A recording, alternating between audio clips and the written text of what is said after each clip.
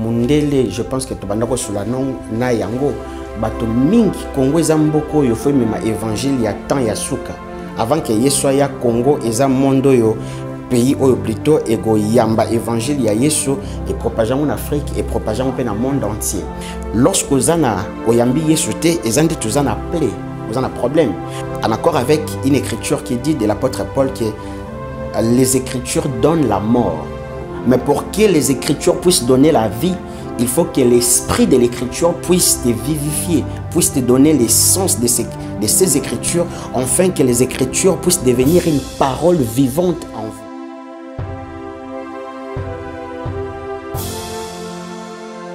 Bonjour fidèles téléspectateurs, merci d'être branchés sur vos antennes. Vous qui nous suivez de partout où vous êtes aujourd'hui, c'est un réel plaisir pour nous de recevoir pour vous un serviteur de Dieu. Avec lui, nous allons nous entretenir dans cette émission. Il va nous parler de tout sauf rien. Bonjour pasteur. Bonjour maman Lelo. Moussala Nzambe, Moumbula Nkolo, on s'est présenté vraiment, il y a des téléspectateurs, aux anani, comme on a merci maman Lelo, kombo nangai ndenge kaboyoki Moumbu Nankolo, Shirley, Loutete de Souza, comme vous entendez le mot, Loutete une partie de Bakongo et puis de Souza une partie portugaise. Donc je viens de la Belgique, je suis Moumbu Nankolo et na leki na mboka na ngai yo na botama pona ko sala pe musala ya nzambo yo na sala ka na mboka Belgique. Lobby église biso pe toza l'église kasi kuna tokenda ande ko apprendre na kati église. Eza etonga bala nzambe. Maman na contredire yote na makambo lobi mais na mekaki kaka koloba réponse na question na yo sur le mot église. Maintenant il est vrai que vu qu'il y a yé à Kinshasa pour accomplir mission na na ko accomplir ngote na toilette, désolé parce que toyebi utilité ya place na utotanga. Donc mission nanga ezana ba caractère nango ezapena ba principe nango. Donc pour que muto akoma église il faut que base la peine à place moko bazo sangana ba église ba sangani donc biso bato il faut que sangana pour que to kola na foi. Donc ce que est-ce qu'on a question wana donc je comprends qu'à un moment donné on aura besoin d'un temple bâtiment. Mais maintenant y a une mission au na kata Kinshasa. Est-ce que vous kokisi en 100% ou 50%?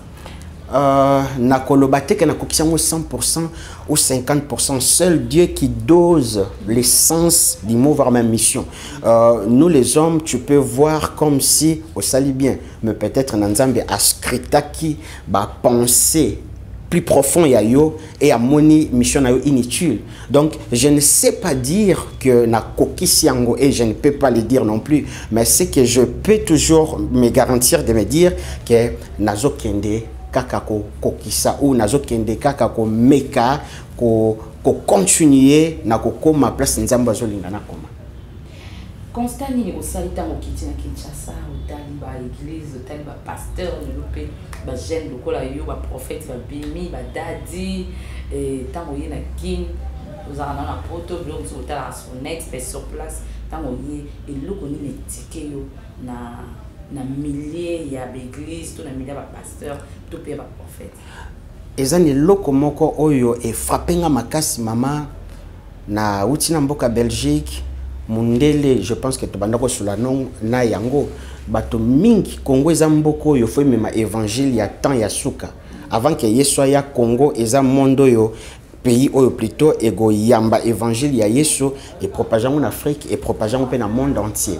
Mais il faut que le peuple en la préparer. Et il y a un problème maman parce que sur le Congo ba prière mingi mais le zo côté zo na batongo bazal na balien batongo bazana balien de famille bazana bokauki kokangama et yangwana et poussa kinga mingi ya gomituna ba question est-ce que nzamba zalaka raciste? Est-ce que Nzambe azalaka non seulement raciste, mais Nzambe azalaka injuste? Comment un homme blanc a eu une famille pharmaçonnique, un homme noir a eu une famille à sorcellerie, baoumi balé ba se convertir en même temps, ba y une église ya Yesu kako azaraya na biso, auto biso toto yebi, mais mutu mundele ye a utika la ozala jamais na balien. Ka mutu mwindu. Est-ce que des mots sous basa approprié pour l'homme noir ou pour l'homme africain. Donc n'a go répondre à question là rapidement pour qu'il la bref pour que to kende plusieurs chemins. Problème na biso za lelo na monde surtout en Afrique c'est quoi? Lorsque vous ana oyambi yesote ezande tuzana plaie, vous ana problème. Or na kati ya pota biso tout ebi pota ezara po na posa ezo pansement et petit bandage. Pansement eza parole. Bandage eza prière. Ndé on a mundele a procéder lorsque muta bongwani azo pesaye pansement qui est la parole et bandage qui est la prière. Mais nous c'est l'inverse. Au go remarquer que ce que bongwani awa mutazo prier mingi mais sans la parole. Or 10 fois 0 est égal à 0. 5000 fois 0 est égal à 0. Quelque soit au prier mingi, au multipliant par 0 et puis ça sera 0. Donc c'est comme si na pota na yo au lieu que tu as pansement ou une parole, ensuite tu as bandage qui est la prière, yo na pota no tia ka bandage à pamba. Maman, na pota na yo soko tia bandage à pamba. Et que c'est infecté ou pas? Ah, ndi ngona ozomona ke muto abando prier, plus azo prier, plus vini zo kangama. Parce qu'à comprendre, non, qu'au commencement n'était pas la prière, au commencement était la parole. Et la vraie prière, c'est lorsque la parole est en synchronisation avec la prière. Que Dieu nous bénisse. Vraiment, donc, on a des constats au salaki, au kiti na kin, au remarqué dans l'église, bananza le ensemble de bénis mes paroles les ambokier et puis même peu pasteur à mon peu au monde à autant à Bible qui a au terme qui mais le semble belé. Donc, on a évité ceux qui ont nini. Et puis, tout remarquer que dans l'église, on a évité ma soeur, ma frère, ma jeune, au négo, le but, pour encadrer, pour enseigner. Mais on a ma jeune, belé, bah, il y a une côté de la Bible. Et ça doit être quoi? Otuninga question moko malamu soko lobi omoni Bible oyo tozotanga mama soko za na yo na esprit ya Nzambe te donc soko za na molimo mo santo te eza na ngo roman en accord avec une écriture qui dit de l'apôtre Paul que les écritures donnent la mort mais pour que les écritures puissent donner la vie il faut que l'esprit de l'écriture puisse te vivifier, puisse te donner l'essence de ces écritures, afin que les écritures puissent devenir une parole vivante en vous. Donc, c'est vrai, à Gozalana, la Bible ou la Bible, mais est-ce que vous avez un molimo musanto katinayo? Parce que les Kambuya Gozalana molimo musanto katinayo et je sais que la Bible, to oyebate. Donc, ce que na molimo musantu katina yo, molimo musantu katina yo agopesa yo compréhension ya makomi ya Nzambe. Et lelo bato mingi bazana molimo musantu te. Et c'est ça voir même pays où il faut aimer ma réveil n'attend de la fin. Bato bazana nous préparer te pour na réveil. Pour na to ke na réveil, ozana pour sanction te na réveil pour qu'ils aient la faux plénitude du Saint-Esprit comme Actes des Apôtres 2. Mais réveil, on est babé pour réveiller, balanza bébé, bazaki na ignorance, bon réveiller réveil tant et l'âme. Et alors dans ce cas-là, il faut d'abord redéfinir c'est quoi le mot réveil. Est-ce que muto ya lali ko tambola? Ezalaka ka muto yo ala mukinde agokiko ko tambola. Maintenant ici to lobeli on a sens ya vie normale. Mais ce que zo ka enseignement o ezobima côté yo lobby ngate mutuna lobby mama la zone kana mutuna na yo au lobby réveil je ne suis pas contre cela mais lorsque zo ka enseignement lokola alliance pas alliance ya Jésus les alliances du père enseignement lokola ba dadi enseignement lokola ba famille ba lien au gotala na Actes des Apôtres ti na Apocalypse aucun apôtre ni apôtre Paul ni apôtre Jean ni Luc ni encore Jacques ou je sais pas encore Timothée ou Tite moko na bango atikala ekopesa enseignement toujours donc bato belé na l'église na biso bazaya golala na enseignement les autres monde ba prophète ba premier belé même bilo na poto pe baza a pe na king baza beaucoup te na ye abani ba moko prophétiser papa na moni boye boso na yo na muto alali pe Seigneur pas péché d'autres songes de tout le baka il pas l'autre na prophète oiseau peut prophétie boy beaucoup de temps avec les autres comme ça intact différence les amis maman olobi makamba solo tout le monde n'est pas prophète d'abord na kolinga to sala moins nuance na makambo lobi ya prophète akutani na yo abandi ko yebisa yo ki okozambongo gobala et puis azana raison amoni ya solo yetinde prophète wana azako exercer les dons prophétiques qui sont cités dans 1 Corinthiens 12, 7e verset jusqu'au 11e verset. Donc la catégorie a dons prophétiques, tu as une interprétation et tu as une prière en langue. Et tu as une prophétie comme un don. Wana ekoki koya pa na yo mwasi, ekoki koya pa na papa na biso azana sima caméra, ekoki koya pa mwana ya mukie, ekoki koya pa mwana aza immature. Là c'est un don prophétique. Mais prophète oh yo peut-être yo tangelinga to soit prophète nazana nukolobela wana babenga ngo prophète du second degré. Donc ce que tu as un prophète du second degré, tu as un prophète du premier degré. Or prophète du premier degré, Yohanazana Ephésiens 4:11. Il a fait des dons à certains frères, les dons d'être apôtre, prophète, évangéliste, docteur ou enseignant, pasteur ou berger. Prophète surtout tant à Ephésiens 4:11, il y a un prophète à ministère. Batouana bazana ministère de la parole. Donc musala na bango ezali pona go mema église na perfection.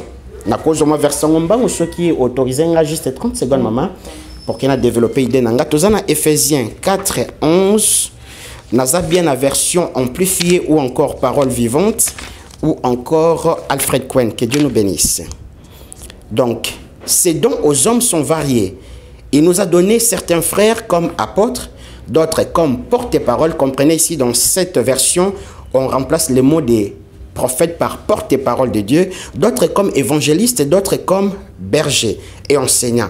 Tous ces dons ont été accordés pour le perfectionnement des chrétiens, afin qu'ils soient tous convenables, équipés pour leur service et que chacun soit rendu capable d'exercer son ministère en vue de la formation du corps du Christ, maman. Oyoki a balobi makaboana 5 ezapone memabiso na perfectionnement tokende kokokana na Yesu Kristo.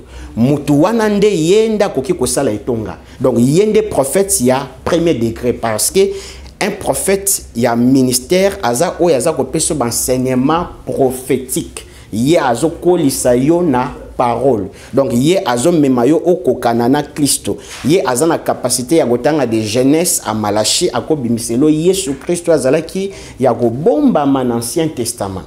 Yewande sukoto bengi prophète. Maintenant oyazo mona azaka na don prophétique maza prophète ya ko diriger église. Wana ka keza don ikoko ya pa mutu nyoso tu. Mais prophète o tozo benga ya ministère ya mwasi azalaka te. Wana za ba don epesami pa bato bazo porter semence bana mibali. OK. Maintenant to zonga même na du point de vue don balobi il a donné aux uns et aux autres. Donc ceux qui ont un don prophétique, nous avons un don pour que tout se compense. Donc don wana eko permettre non seulement pour nga mais ça pour na bisonyo surtout pour na ko protéger mininga. Mais par contre vision eko ki ko zala kaka pour na ko protéger mininga te mais vision ko zala pe pour na ngamoko. Donc vision ezana no état oyo yo zali oyebi komimona na molimo na yo oyo ozalaka parce que molimo ya mutu la kate.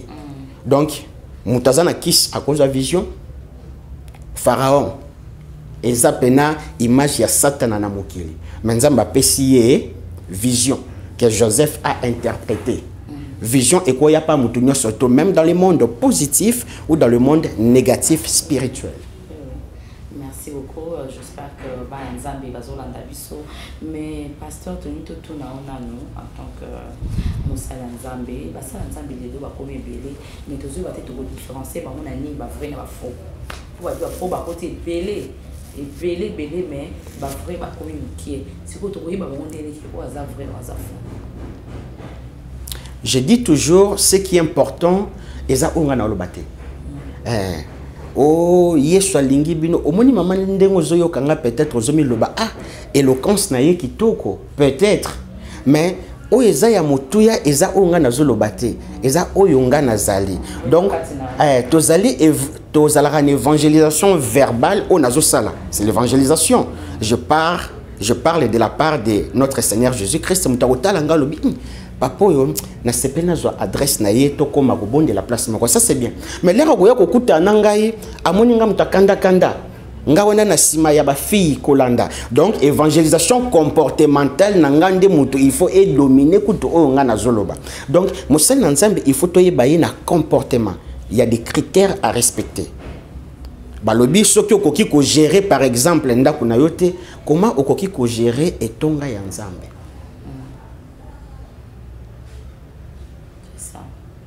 Et puis mwana na nzambe ya solo azaka na banzambe mususu te à côté. Muto abengami ko kamba bato azaka désintéressé na mbongo, désintéressé na ba titre. La titromanie, les 3 fois big prophètes, non. C'est comme l'apôtre, maman, au moins soko tangi Bible yo, au gomona ezana mutumoko, à part l'apôtre tout bazalaki na Yesu. Ezana apôtre moko zaki na Yesu te na komba Paul. Il est le seul apôtre à part Yesu au tokoki ko catégorisé dans les 5 ministères. Donc toko bengi comme apôtre Paul, mais sur tali l'écriture na yo ko bengi pe prophète des ministères. Oko bengi pe docteur Paul, oko bengi pe évangéliste, oko bengi pasteur. Ndenge moko na Yesu mais à comprendre que babilo ko na tous zaki na ba titre. Mission na ye ezalaki tellement imminente de à CP la kota exercer ministère na ye que azoba titre wana tu ya bakombo. Donc mosal nzambe zaka désintéressé na babilo ko belé. Mosal nzambe me marakimia. Mais mosal nzambe lelo ngo ba komi azotambo la sécurité da ba maître belé, ba msu ba tamba na ba policier. Est-ce que ça vraiment bien pour la mosal nzambe? Bon, na go répondre.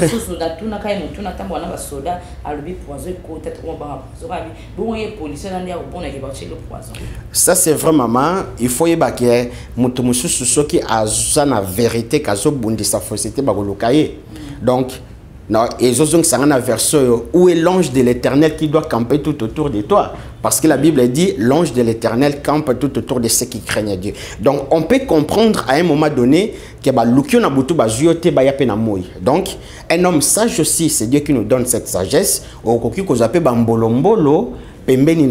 Mais babilo kolokola ba poison ba kokipe koya mais nzambe a préparé ki makamnyo surtout na Marc 16-17 balobi oyo to agolia poison mais soka ndimela ki Yesu breuvage wana egosala ye eloko te vraiment eloko te bana nzambe na pasteur de l'autre komona quand les tebi bango na bango ba komi ko bunda na bango na bango komi ko fingana bango na bango ba komi ba conflit ba mbwakela na éviter et ça dû toujours la nini. Na répondre yombango, permettre un gars juste 15 secondes à lire une portion des Écritures, ça peut nous donner une base rapidement. Et cette fois-ci, je vais prendre la version Summer rapidement. 1 Corinthiens, premier épître aux Corinthiens, premier chapitre. Nous sommes au 10e verset. Non, je vais prendre 11e verset. Maman awa Paul azako s'adresser naba chrétiens à Corinthe. À Lobi, en effet, mes frères et sœurs, j'ai été informé par les gens de la maison de Chloé que la discorde règne parmi vous. Voici ce que je vais dire. Chacun de vous tienne ce type de langage. Pour moi, c'est Paul. Ou pour moi, c'est Apollos. Ou pour moi, c'est Pierre. Ou encore, pour moi, c'est Christ. Voyons, Christ serait-il divisé?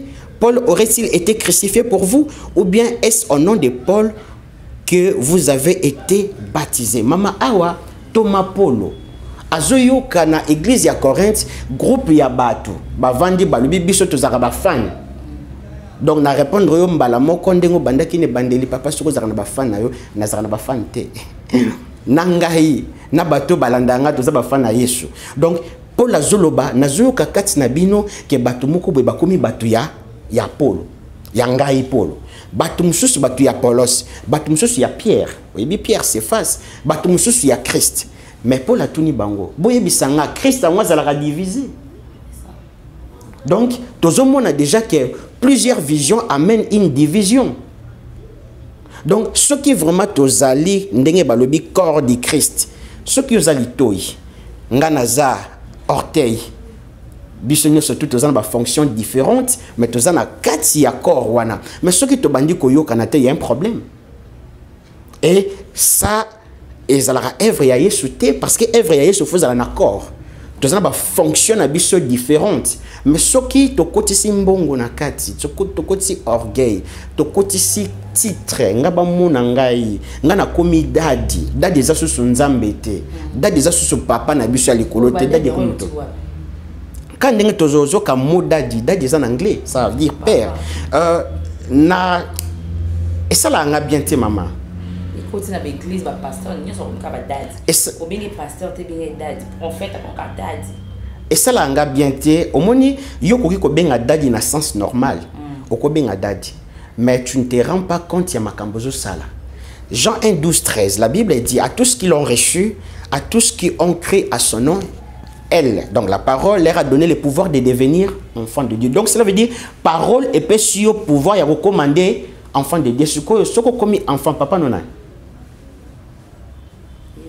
Ah, donc ce qui est sous parole, a boti singa na molimo na komi mwana donc papa na nzambe.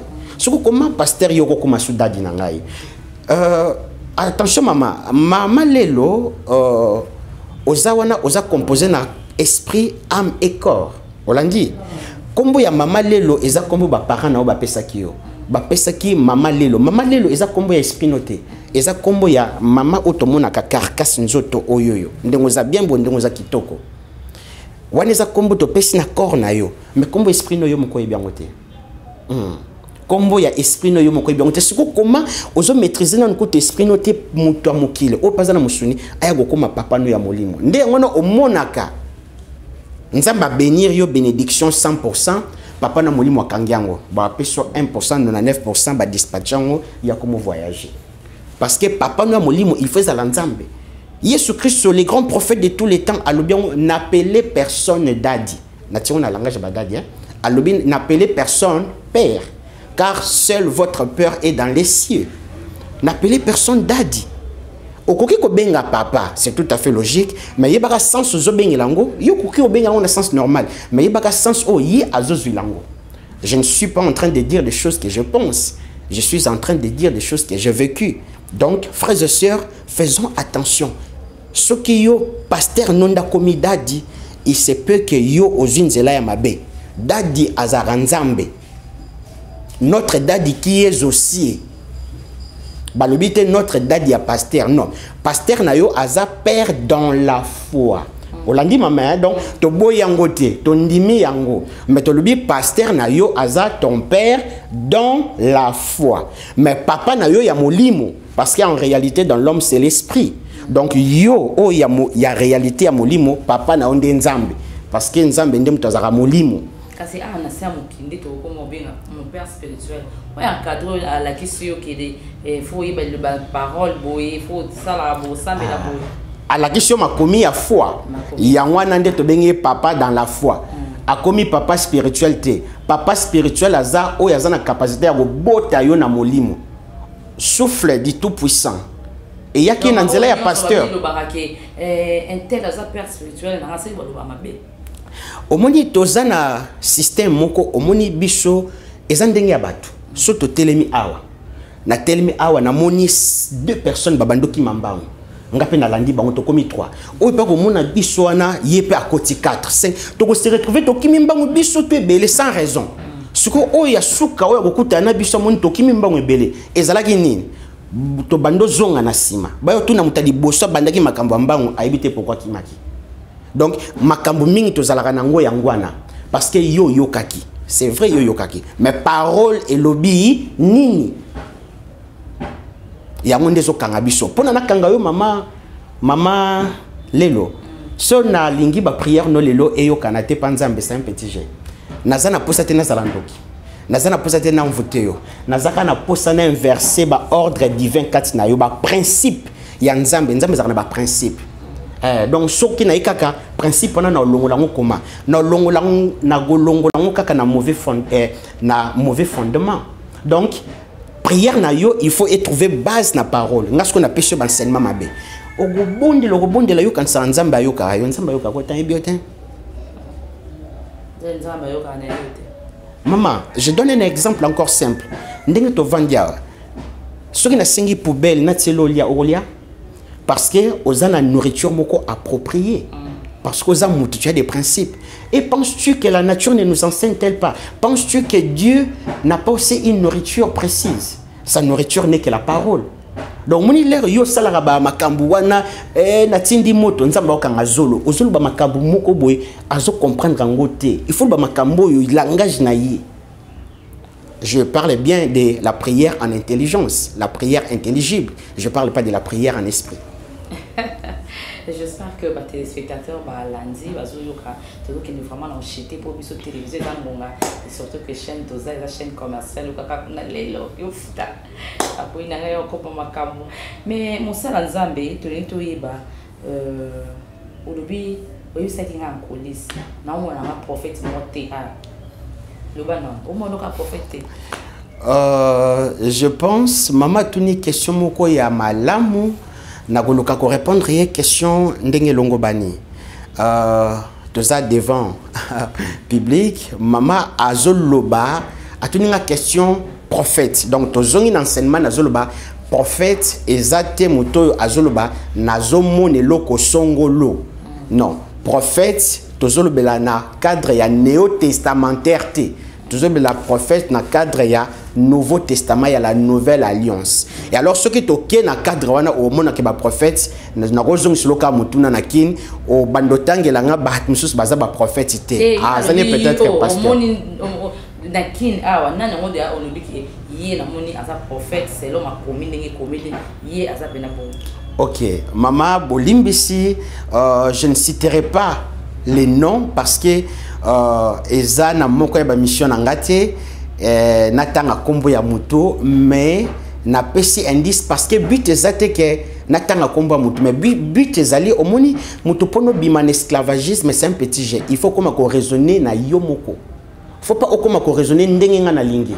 Faut comment ko réfléchir na yomoko. Donc j'ai donné des astuces oyo ezo permettre yo o comment ce qu'on a discernement ya weba que celui-là c'est un prophète. C'est pas parce que ayebi singa que na famille na biso to balakate oyebi ça na ba makambo mususu za tellement commun na yebi que ceux qui na yebi ceux qui na famille na bino ba obundisa yo yebi sanga ndenge to na kinya famille ya nani ba bundisa muto te na Congo donc wana e ratete e go ratete bozana problème alibala na famille na bino e ratete bobelaka e ratete eza mode de vie tozalaka na yango donc eza ba biloko moko général que so ba beti yango goza donc prophète azamuto azoyelo prophétie à second degré te prophète azamuto azoyela yo prophétie à premier degré. Or la prophétie dite du premier degré na goza rapidement 30 secondes maman s'il vous plaît toujours la version Semeur na 1er Corinthiens 14e chapitre, 3e verset. La Bible dit, mais celui qui prophétise, comprenez ici les mots prophétiser, ça peut aussi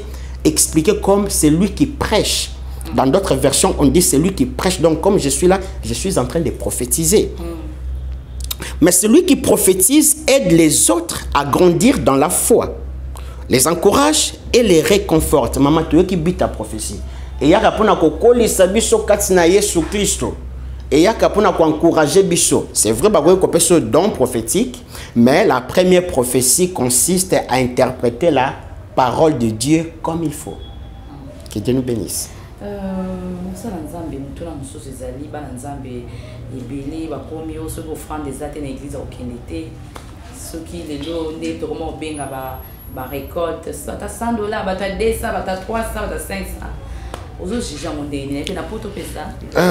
Alors na kolobate ki na go jijango ndenge nini omoni eloko lokola offrande tokobo yango te parce que l'apôtre Paul en parle aussi.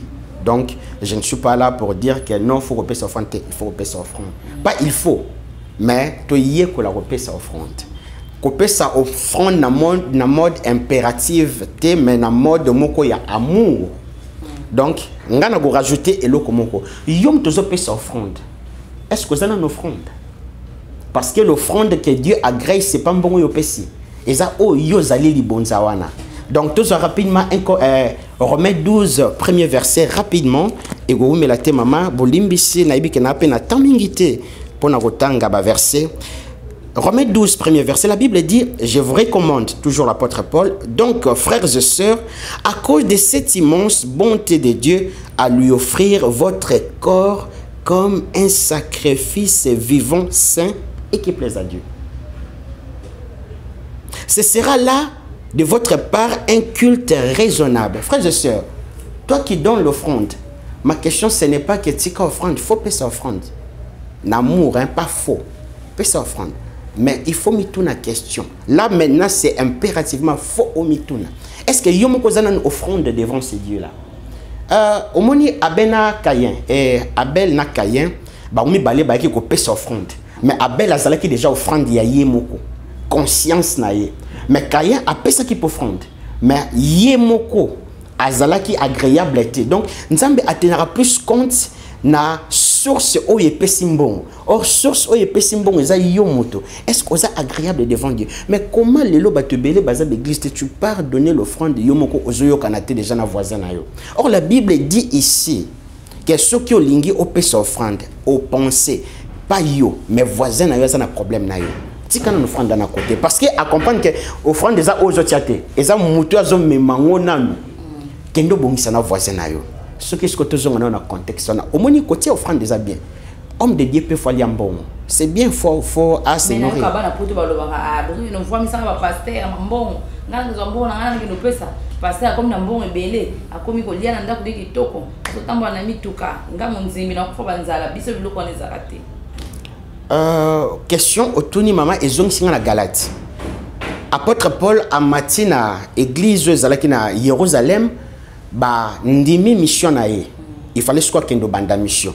Mais ba peseka ke lokomoko. Ba le but de reconnaître azolo bango na Galates premier chapitre et puis je pense deuxième chapitre. De reconnaître que nzamba tindi Pierre et pas ba juif, yo Thomas Paul nzamba tindi et pas ba non juif.